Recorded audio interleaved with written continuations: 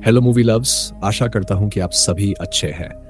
इसमें कहा गया है चोरी भी एक कला है, यदि पढ़ाई नहीं की तो पकड़ लेना।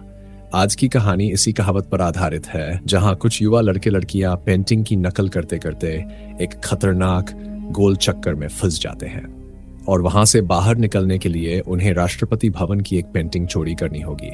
हालांकि उनमें से कोई भी चोर नहीं था। तो ये सोचने वाली बात है कि ये इतने बड़े जोखिम भरे काम को कैसे अंजाम देंगे। यही कहानी हमें डोजस वीचीडी की एक अद्भुत इंडोनेशियाई फिल्म स्टीलिंग राडेन से मिलती है।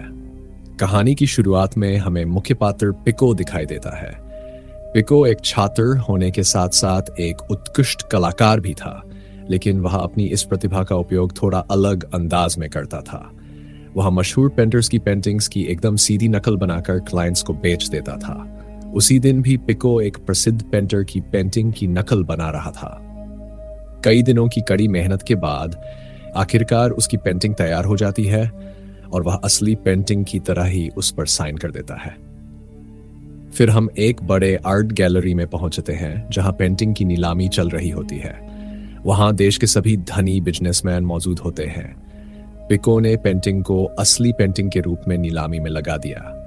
मजेदार बात यह है कि इतने सारे कला प्रेमी भी ये नहीं समझ पाते कि पेंटिंग असल में नकल है, क्योंकि नकल इतनी कुशलता से तैयार की गई होती है कि असली और नकली में कोई फर्क ही नहीं दिखाई देता। उस नीलामी में पेंटिंग 9 मिलियन इंडोनेशियाई रुपए में बिक जाती है।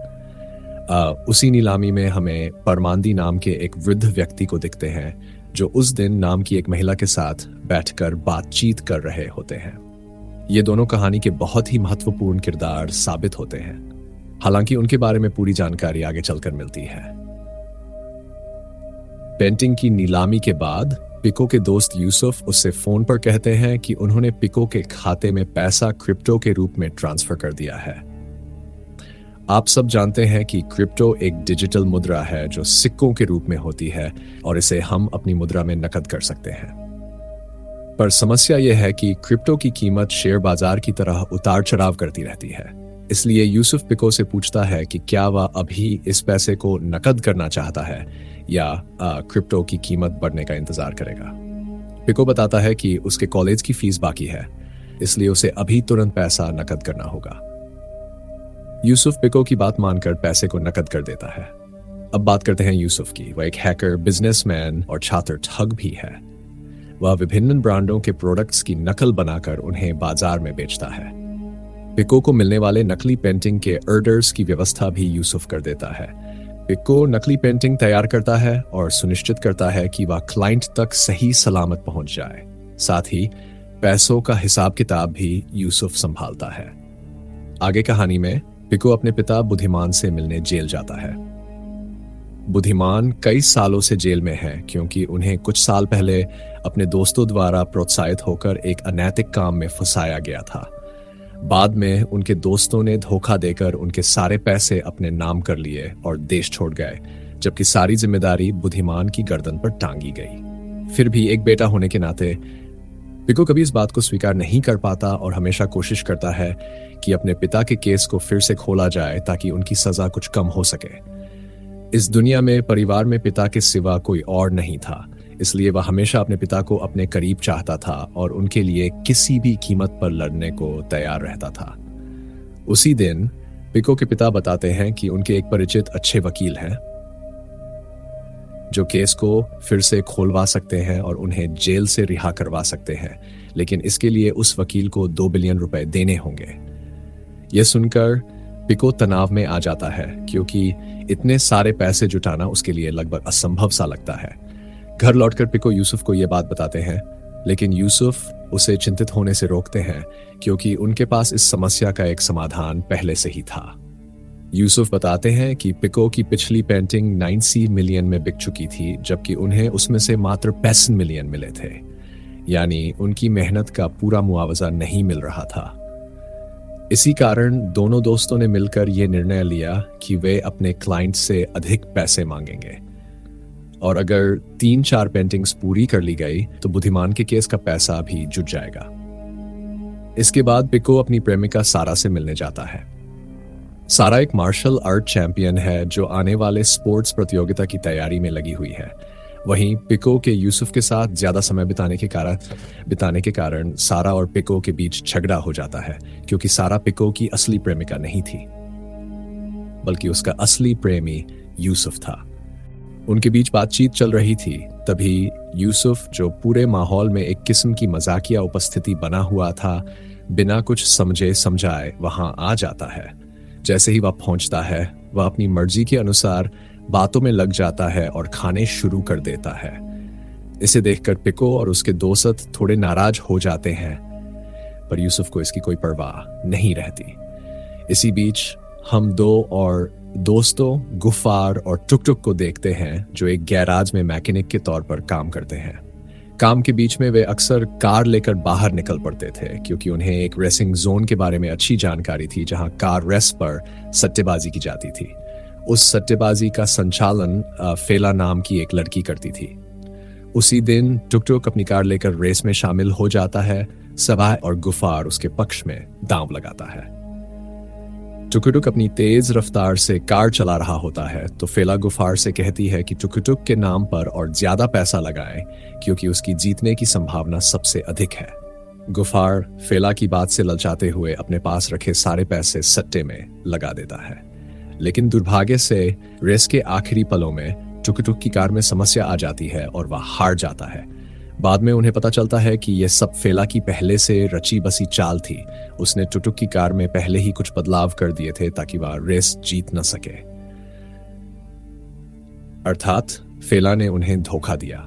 हालांकि यह पहली बार नहीं था, पहले भी उन्होंने इसी तरह धोखाधड़ी के जाल में कदम रखा था, लेकिन पुरानी आदत के कारण वे फिर से उसी फंदे में फंस गए। कहते हैं ना, शराब, महिलाएं और जुए, इन तीन नशों में इंसान के स्वभाव में कोई खास बदलाव नहीं आता। सीन बदलते हैं और अगले दिन पिको और यूसुफ आर्ट गैलरी में अपने क्लाइंट से मिलने जाते हैं। वहां उन्हें पता चलता है कि दीनी नाम की वही लड़की उनके क्लाइंट है। दीनी उन्हें साफ साफ बताती है कि अब से आने वाले प्रोजेक्ट्स पर वे और ज्यादा पैसा चार्ज करेंगे। दीनी चुपचाप उनकी बात मान लेती है और फिर बताती है कि उन्हें एक और पेंटिंग की कॉपी तैयार करनी होगी। पिको तब एक एक करके सारे पेंटरों के नाम गिनने लगता है, पर दीनी बताती है कि अब पिको को फेमस पेंटर रादेन साल की एक स्पेशल पेंटिंग की नकल बनानी होगी। जब पिको को उस पेंटिंग के बारे में जानकारी मिलती है, तो वह जैसे अचानक से धरती पर ही गिर पड़ता है।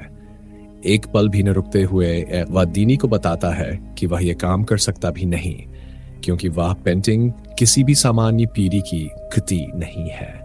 यह इतिहास में एक महान पुरुष के युद्ध विजयी पेंटिंग में से एक है, जिसे राष्ट्रीय धरोहर माना गया है। यह पेंटिंग किसी भी साधारण आर्ट गैलरी में नहीं रखी गई है, बल्कि राष्ट्रपति भवन में सम्मान के साथ स्थान पाई है, और वहां से इस पेंटिंग की जानकारी निकालना बिल्कुल असंभव है। इसके अलावा अगर उन्हें किसी भी तरीके से पकड़ा गया तो जेल जाना तय है। तभी दीनी बताती है कि अगर ये काम हो जाता है तो उन्हें 1 बिलियन रुपए दिए जाएंगे। यह सुनकर पिको थोड़े तनाव में आ जाता है। उसी समय वह दीनी से शर्त रखता है कि 1 बिलियन नहीं, बल्कि 2 बिलियन रुपए होने चाहिए। दीनी यदि इसकी शर्त मान जाती हैं, तो पिको अपने पिता की याद में यह काम करने के लिए तैयार हो जाता है। इसके बाद अगले दिन दिखता है कि पिको प्रैक्टिस ग्राउंड में अपनी गर्लफ्रेंड सारा के साथ है। तभी यूसुफ उस पेंटिंग से जुड़ी सारी जानकारी जुटाकर लेकर आता है। सारी जानकारी हाथ में पाकर पिको बहुत खुश होता है। उसने समझाते हुए बताया कि वह यह काम क्यों कर रहा है। उन सब के बीच बातचीत चल रही थी कि अचानक यूसुफ फिर से हंसी मजाक में लग जाता है। वह पिको को याद दिला देता है कि उन्हें 1 घंटे के अंदर पेंटिंग डिलीवर करनी है। यह सुनते ही सारा भी जोर देकर उनके साथ जाने के लिए कहती है। पिरा उनकी जिद सुनकर मजबूर होकर सारा को साथ लेकर निकल पड़ता है। जब वे दिनी से मिलने के लिए पहुंचते हैं, तो दिनी पेंटिंग को देखकर बेहद प्रभावित हो जाती है। उसी वक्त एक गाड़ी में पारमानंदी पहुंचते हैं। पिको और बाकी लोग हैरान रह जाते हैं, क्योंकि ये वो ही है, अपने देश के पूर्व राष्ट्रपति। मूल रूप से दिनी ने उनके माध्यम से पेंटिंग की एक डुप्लीकेट कॉपी तैयार करवाई थी, लेकिन पारमानंदी इस बार ऐसा क्यों कर रहे थे, यह पिको और टीम को समझ नहीं आता। फिर भी उनकी नजर केवल पैसे पर थी। परमानंदी उन्हें एक नया ऑफर देते हैं। अगर वे इस नकली पेंटिंग को असली पेंटिंग के साथ बदलकर असली कृति उन्हें ला दें तो पहले दिए गए 2 बिलियन के अलावा अतिरिक्त 10 बिलियन पाएंगे, यानी कुल 12 बिलियन रुपए। इतना बड़ा ऑफर सुनकर पिको और उसके साथी सभी अचंभित रह जाते हैं। लेकिन उससे भी बड़ा झटका तब आता है जब परमानंदी स्पष्ट करते हैं कि यह काम किसी भी रैंडम जगह से नहीं बल्कि राष्ट्रपति भवन से चोरी करने का है। और अगर एक बार वहां पकड़े गए तो जेल में जाने से पहले गार्डों की गोलियों में उनकी जान जांचेगी। ऐसी खतरनाक स्थिति में वे आमतौर पर इतने जोखिम भरे काम करने को राजी नहीं होते। तभी परमानंदी पिको को एक वीडियो दिखाते हैं जिसमें उसके पिता की हालत दिखाई जाती है। धमकी दी जाती है कि अगर पिको ने यह काम नहीं किया तो जेल में उसके पिता पर अत्याचार और बढ़ जाएगा, यहां तक कि उनकी हत्या भी हो सकती है। अगर वह अपने पिता को बचाना चाहता है तो उसे यह काम करना ही होगा। यह सुनकर पिको काफी घबरा जाता है। इसके बाद परमानंदी उनसे काम करवाने के लिए मिलियन रुपए का अग्रिम भुगतान देकर वहां से निकल जाते हैं। घर लौटने पर पिको एक एक करके सभी पर आरोप लगता है कि अगर इस काम को उठाया नहीं गया होता तो शायद उन्हें आज ऐसी मुसीबत में नहीं फंसना पड़ता। पर असलियत यह है कि पिको और यूसुफ दोनों ही समान रूप से जिम्मेदार थे और बेचारे सारा भी उनके साथ फंस गई थी, इतनी उलझन में कि ऐसा लग रहा था कि काम पूरा किए बिना निकलने का कोई रास्ता नहीं। फिर यूसुफ एक चार्ट बनाता है जिसमें बताता है कि इस काम से क्या क्या नुकसान और फायदे हो सकते हैं। चार्ट देखकर उन्हें एहसास होता है कि भले ही काम में जोखिम अधिक हो, लेकिन अगर काम सफलतापूर्वक निपट जाता है तो न सिर्फ बुद्धिमान के केस का समाधान हो जाएगा बल्कि बाकी धन से वे अपनी पूरी जिंदगी आनंद से जिएंगे। बहुत सोच विचार करने के बाद अंततः वे इस खतरनाक काम को करने की तैयारी में जुट जाते हैं। परमानंदी ने पैसे के साथ साथ एक फाइल भी दी थी जिसमें उस पेंटिंग और उसे चुराने से जुड़ी कुछ बुनियादी जानकारी थी। फाइल में यह भी बताया गया था कि कुछ दिनों बाद उस पेंटिंग को राष्ट्रपति भवन से लेकर एक आर्ट गैलरी में आयोजित होने वाले एक्सहिबिशन के लिए ले जाया जाएगा और उस रास्ते पर ही पिको और उसके साथियों को अपना काम पूरा करना होगा। इसके अलावा फाइल से पता चलता है कि पिछले 2 वर्षों से यह पेंटिंग सिनोपैथी एक्सप्रेस नाम की एक एजेंसी द्वारा ले जाई जा रही थी, परंतु किस कार और किस रास्ते से ले जाई जाती है इसकी कोई जानकारी नहीं दी गई थी। इसलिए यूसुफ उस एजेंसी के सर्वर को हैक कर कुछ और जानकारी निकालता है। तब उन्हें पता चलता है कि एक्सिबिशन के रास्ते में एक सुरंग है जहां कोई सीसीटीवी कैमरा नहीं है। चूंकि वहां कोई कैमरा नहीं था इसलिए पिको और टीम ने उसी जगह को निशाना बनाया, लेकिन काम पूरा करने के लिए उन्हें एक साहसी और माहिर ड्राइवर व मैकेनिक की जरूरत थी। तभी पिको को याद आता है कि उनके पुराने दोस्तों गुफार और टुकटुक के पास यह हुनर है। पिको उनसे संपर्क करता है और अपनी योजनाओं का पूरा खुलासा कर देता है। इतनी बड़ी रकम की बात सुनकर टुकटुक और गुफार को पैसा लेकर काम करने में रुचि हो जाती है, लेकिन कुछ और महत्वपूर्ण जानकारी के लिए उन्हें सीधे उस कार्यालय जाना पड़ेगा क्योंकि उस सर्वर में उपलब्ध आंकड़ों से यह तय हो पा रहा था साल की तुलना में इस साल उनके प्लान में कोई बदलाव आया है या नहीं। अगर वे सीधे एजेंसी जाकर सीक्रेट ट्रांसपोर्टेशन के बारे में पूछताछ करेंगे तो कोई भी उन्हें आसान जानकारी नहीं देगा। इसलिए अगले दिन रात के अंधेरे में चोरों का रूप धारण करके वे सिनोपैथी एक्सप्रेस के ऑफिस पहुंचते हैं। वहां शातिराई से अंदर घुसकर वे फाइलों को छांटते हैं और कुछ महत्वपूर्ण डेटा हासिल कर लेते हैं। दुर्भाग्यवश बाहर निकलने से पहले गार्डों ने उन्हें पकड़ लिया। भाग्य से सभी गार्डों से बच निकले, मगर गुफार अचानक पकड़ में आ जाता है। सारा तुरंत पहुंचकर चतुराई से गार्डों के हाथ से उसे बचा लेती है, पर इस बार टीम को एक नई मुश्किल का सामना करना पड़ता है क्योंकि अब गार्डों को चोरी की साजिश का अंदेशा हो चुका है। पिको और टीम को लगता है कि शायद एजेंसी अपनी प्लानिंग में बदलाव कर देगी। ऐसी असमंजस की स्थिति में सभी की नजरें यूसुफ पर पड़ती हैं, जिसे डेटा चुराने का आइडिया उसी ने दिया था। अब इसकी गलती न ढूंढकर उन्हें समाधान निकालना होगा। पिको टीम को समझाता है कि अब उन्हें एक ऐसे चालाक आदमी की जरूरत है जो बेहद क्यूट और फुर्तीला हो। यह सुनकर यूसुफ को फेला की याद आ जाती है, जिसे वह अच्छी तरह से जानते थे। फेला की चालाकी और हुनर इस काम के लिए बिल्कुल फिट बैठते थे। अगले दिन यूसुफ फेला से मिलने निकलता है और उसे पूरी योजना समझा देता है। फेला, जो कि पैसे की मोह में काफी डल चुका था, खासकर जब उसका परिवार पहले से ही बहुत बड़ा था और उसकी आमदनी भी अच्छी थी, एक्साइटिंग किसी भी चीज में रुचि रखता था, इसलिए वह इस काम को करने के लिए राजी हो जाता है। यूसुफ फेला को अपने साथ लेकर अपने घर जाता है। वहां गुफार और टुक उसे देखकर काफी नाराज हो जाते हैं। वे कहते हैं कि अगर फेला उनके टीम में रहेगा तो वे ये काम नहीं करेंगे। इन बातों पर टीम के बीच कुछ बड़ी टकराव की स्थिति पैदा हो जाती है, पर अंततः पैसे की खातिर सब कुछ सुलझा लिया जाता है। फेला समझ जाता है कि एजेंसी से अंदर के डेटा निकालने का तरीका बदलना पड़ेगा। यहाँ चोरी चोरी काम नहीं चलेगा, बल्कि दिमाग लगाकर कदम बढ़ाने होंगे। फेला बताता है कि वह अपनी खुद की सोर्स का इस्तेमाल करके टीम में से 2 लोगों को एजेंसी में नौकरी दिला सकता है। जब वे अंदर काम करने लगेंगे तो आसानी से अंदर के राज पता चल सकेंगे। इस काम के लिए यूसुफ गुफार और टुक के लिए नकली दस्तावेज तैयार करता है। इनके जरिए फेला गुफार और टुक को ड्राइवर के रूप में एजेंसी में नौकरी दिलवाता है।